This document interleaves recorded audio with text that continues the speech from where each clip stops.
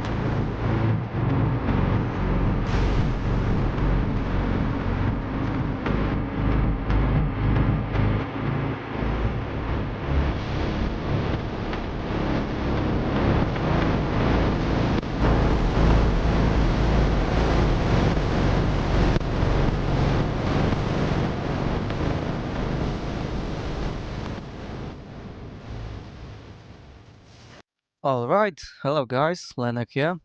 Have a quick update about the build. So, I dropped completely the Maze Strike, and for now the clearing is with Sunder.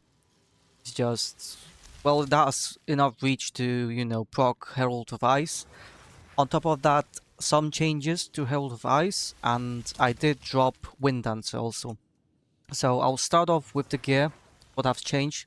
As you can tell straight away, I completely dropped the shield. I'm using dual wielding two-handers.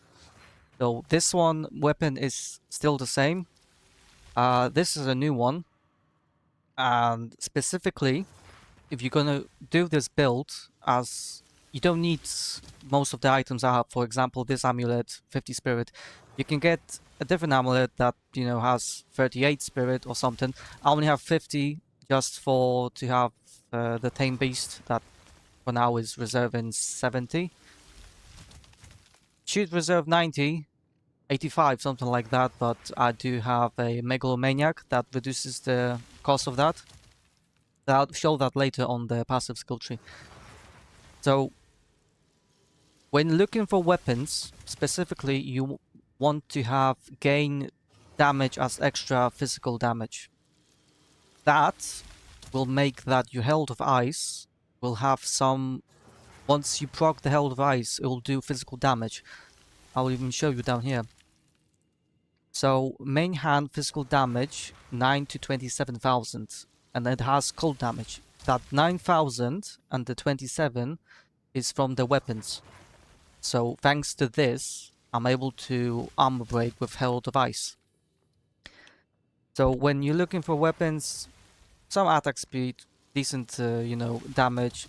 This one I bought yesterday for 2 divines. It was at 760 DPS.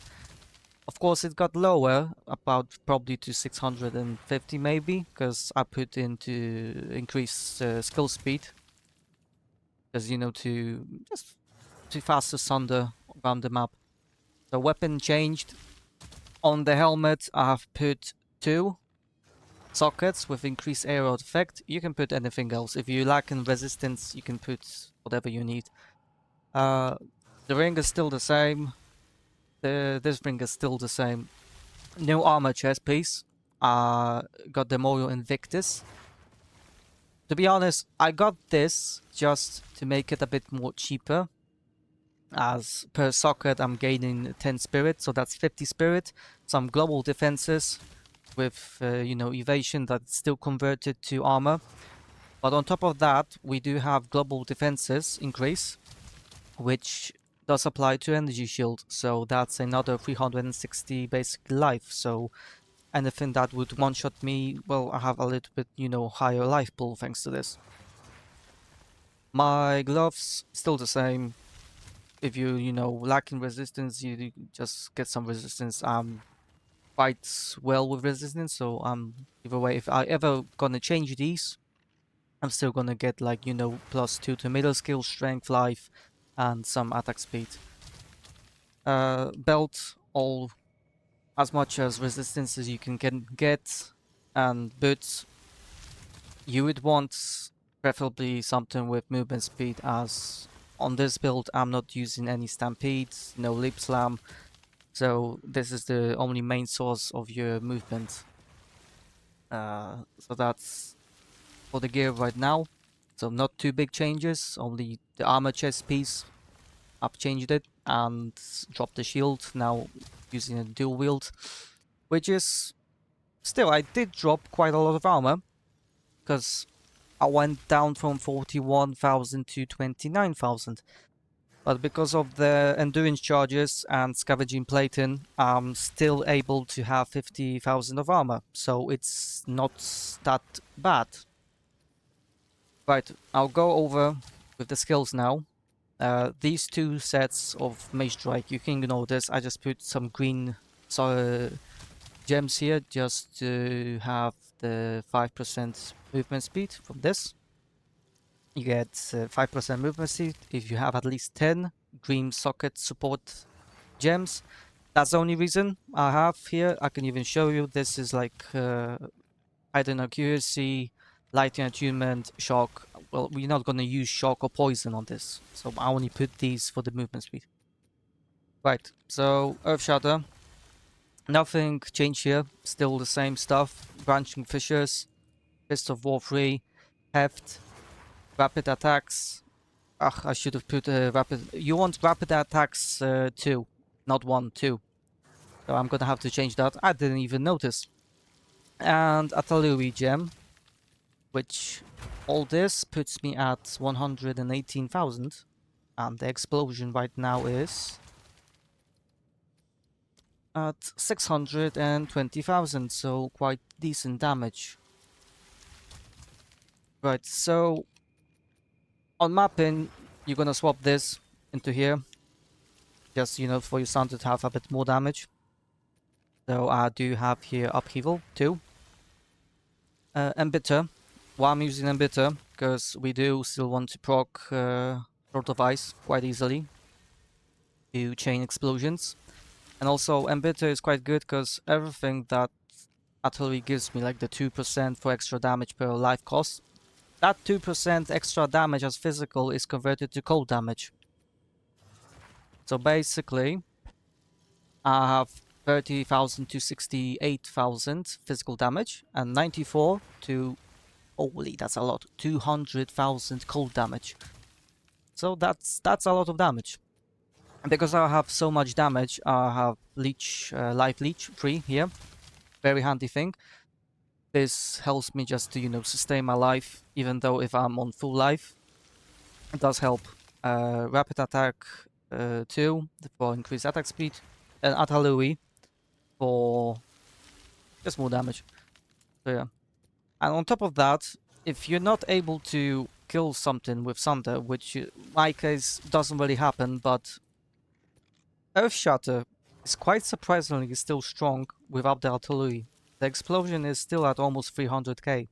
So if you do have like a tough rare mob, you drop this, explode it, and keep on going.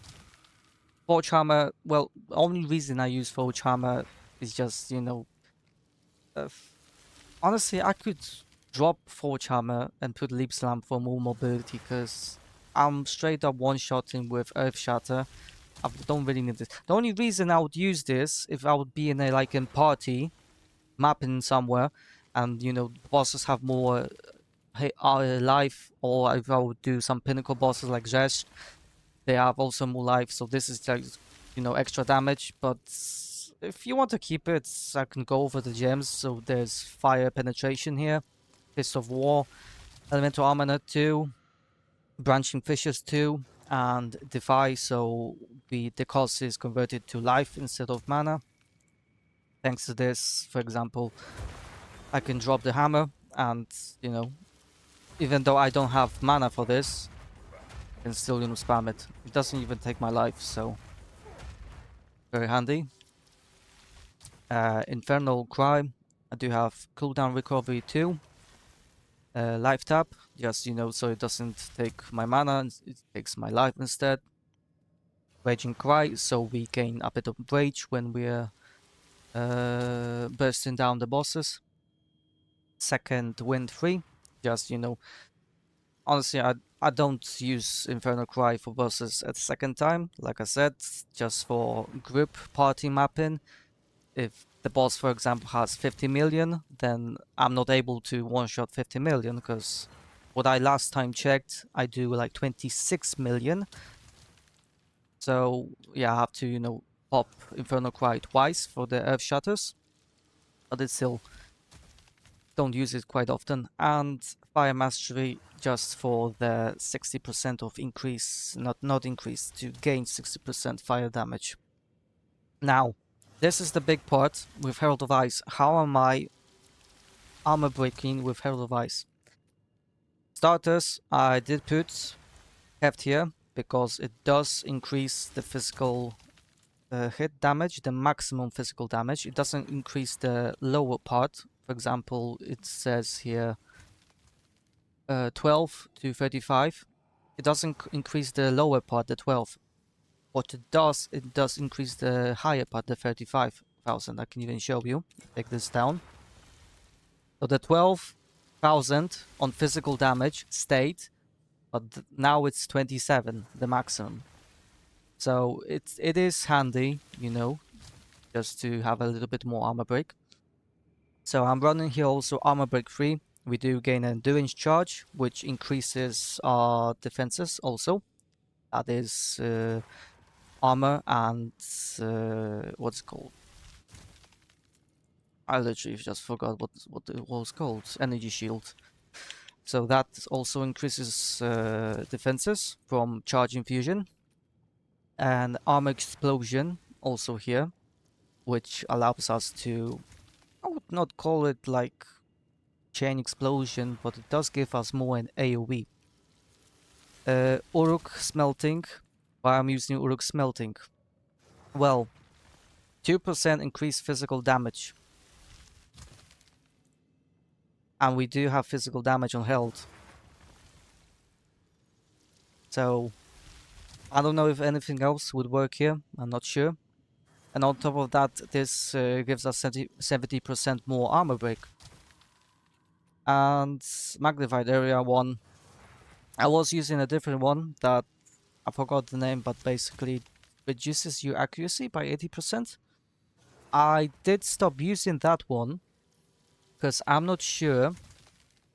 Because I do know the ice damage hits, but with the physical damage, when I use that one, I was not quite certain at some times, so I just dropped it.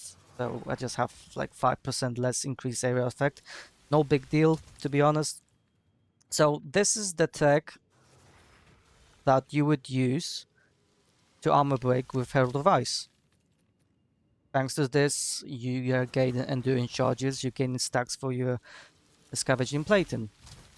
Next, scavenging plating, prolonged duration too, just to have the buff a bit longer, and physical mastery. Charge infusion, now I do have on Dread, Exodius, +3. So at level 29, this is giving me 21% more defenses. That is armor, evasion, and energy shield, which evasion really doesn't count because all the evasion that we have is converted from items. All the increases to evasion doesn't count, but we still get a bit more, energy shield and armor from this. Now, this is also quite handy because as our Sunder is doing most of the damage as cold, we are quite often freezing enemies, so we are getting a frenzy charge. Thanks to this, we are getting 16%, not increase, but 16% more skill speed, which allows us to just sunder much faster. If you were to actually drop the hammer, the forge hammer, and get leap slam, you would leap slam, sunder, and you would get a frenzy charge, and you would have 16% more skill speed, which means you would be leap slamming much faster.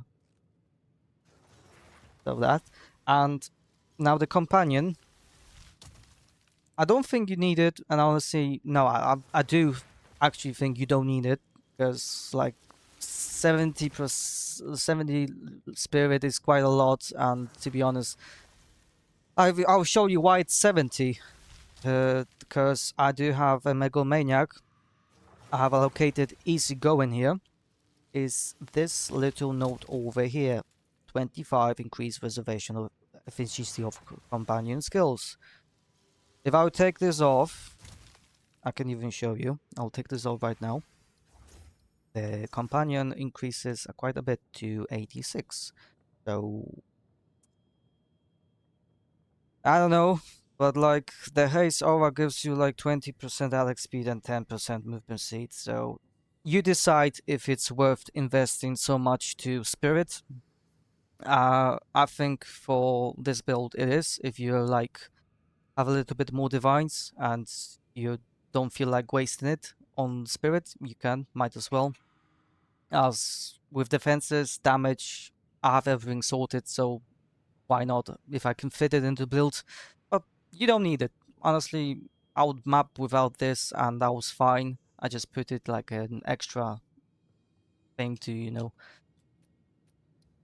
I mean, it is overall 20% more attack speed, so it is handy, but you don't need it.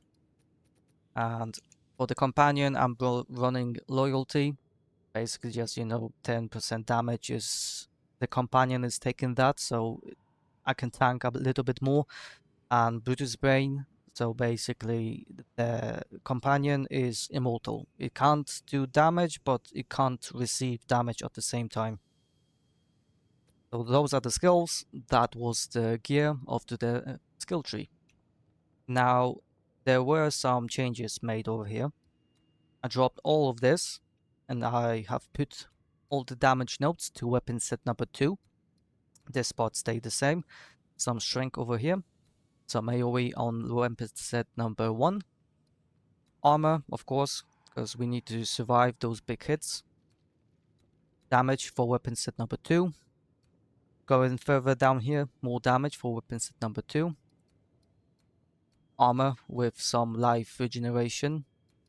Here's armor set number 2 with some damage. Did drop Tribal Fury as we're not longer doing strikes because we're doing now a slam with our Sunder. So I completely dropped this one. I am gonna drop these 2 nodes that give me 9% area effect for attacks, and I'm gonna put them here. I'm losing just 6% of area of effects for attacks, but I'm gaining like 24% increased damage. So this is gonna be much better.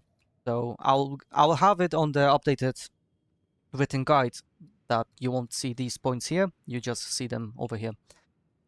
Over here with our Undying Timeless Jewel. Now I'm gonna keep on repeating it so you don't buy the wrong jewel, because I do get a lot of questions. Why do I have this allocated? It says something else than Sacrifice of Blood. You want a Undying Hate Timeless Jewel that specifically says Tekrot over here. Tekrot. This allows you to allocate this.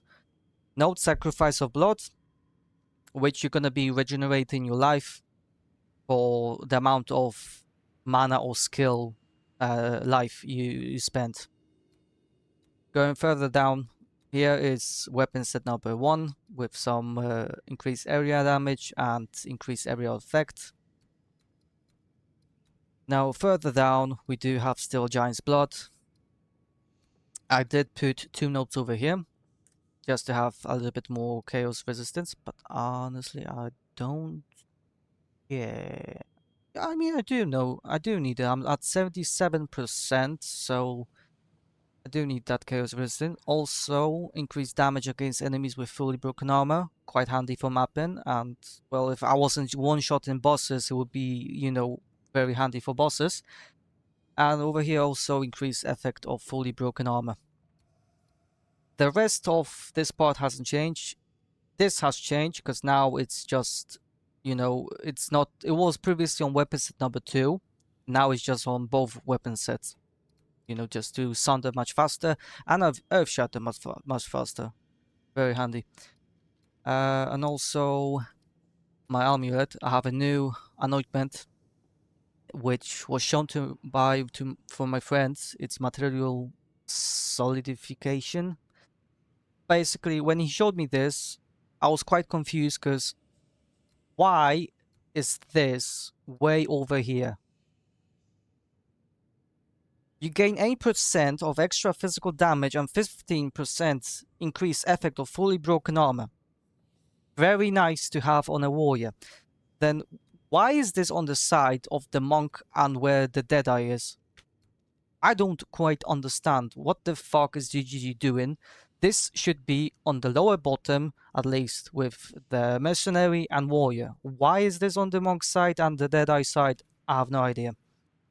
Same thing here, armor break.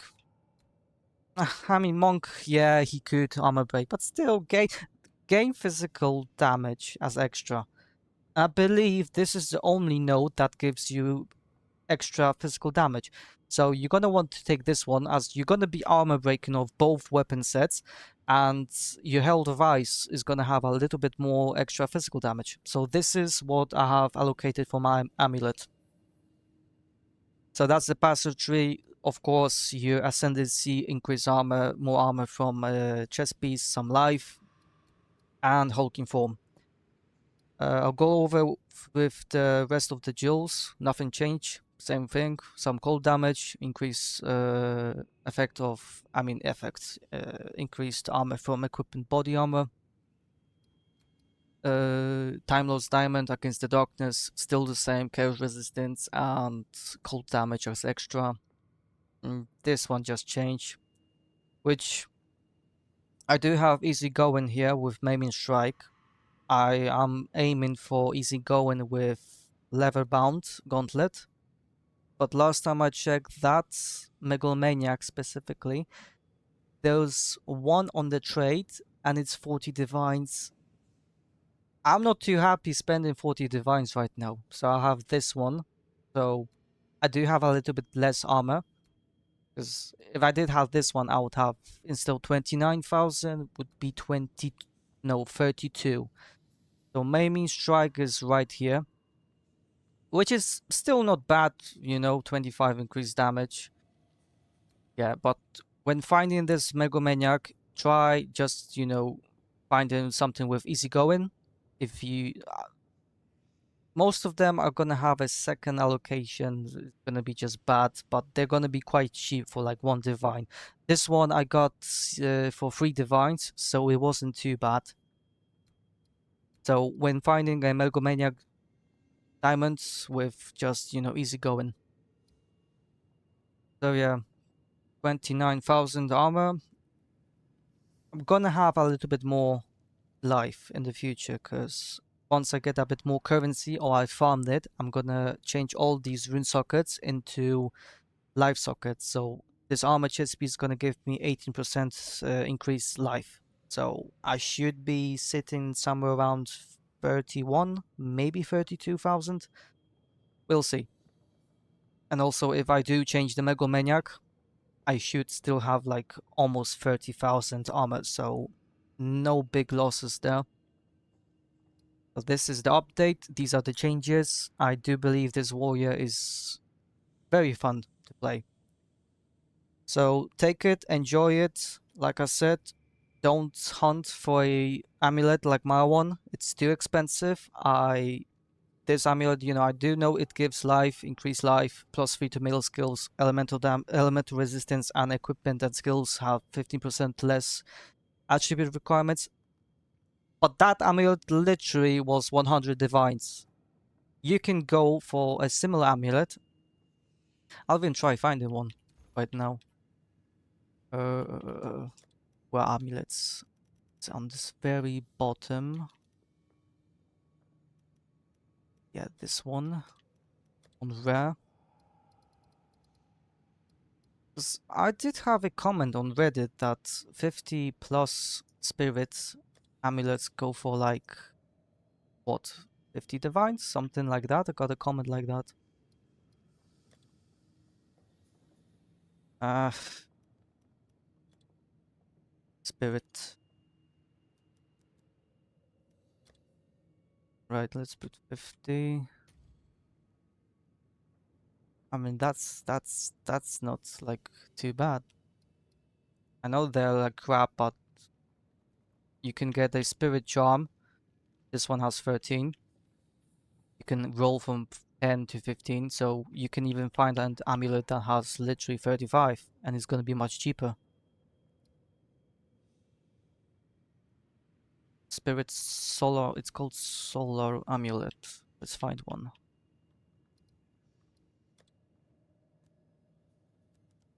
Solar Amulet. Let's change this one to 35. Now what we would want here. Life. You're not probably gonna get a cheap one with life and increase life percent, but you can get life. For example, 100. And maybe some strength also. Why not?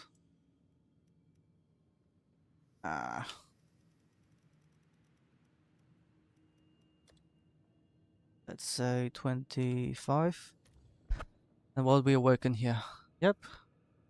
So I have no idea what this guy was on from Reddit, but he literally claimed 50%, I mean not percent, 50 spirits amulets go for 50 divines. So some bullshit he's talking about. But there you go, you have a decent amulet right here. No resistances, but you can still find this one is quite decent. Look, 35 increased armor, some elemental resistance, so it's not too bad, to be honest. So you can find quite a cheap amulet. So it's not too bad. And same thing with the Memorial Invictus. If we were to search my one specifically, it's going to be a bit expensive, but you can get a different one. Memorial Invictus. Right, let's change this. Now we want here to elemental resistance.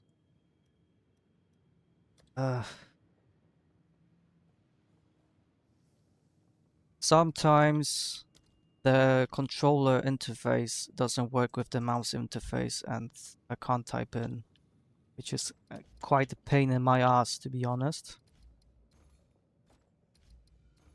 But maybe now.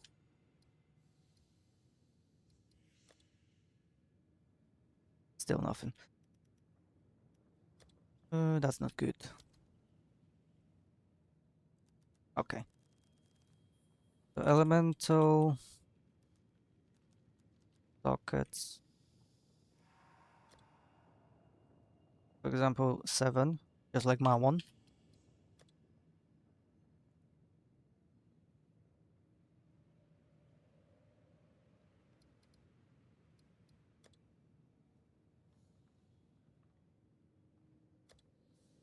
Maybe this way. Yep, now it works. Spirit per socket filled, 10. And finally we need global defenses.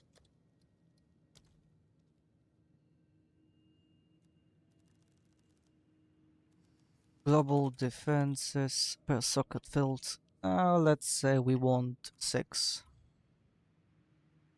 Nothing? Ah, hang on. To change this one. Body armor. And this one. So there you go. You have 4 socket armor chest piece with almost the same as my one. Now the 5 sockets is gonna be a bit more expensive, probably. Yeah. But you can get a 4 socket ones, which is still gonna be much, much cheaper than if you were to look for one that has just armor. So yeah, this is gonna be much cheaper. So even if you don't want to change your amulet of like get the spirit on your amulet, you can still change your chest piece to get resistance, some more increased global defenses, and spirit. So there are ways to get this build on a budget without spending like, you know, hundreds of divines. And it still will work because most of your damage with the Herald of Ice comes from your weapons. And this weapon literally was 2 divines. You can even probably find a little bit weaker weapons with 600 DPS that are for 1 divine. But specifically increase, you know, not increase, gain extra physical damage. So there are ways to get this build running on a budget. So that will be it for the update. And I'll see you in the next video.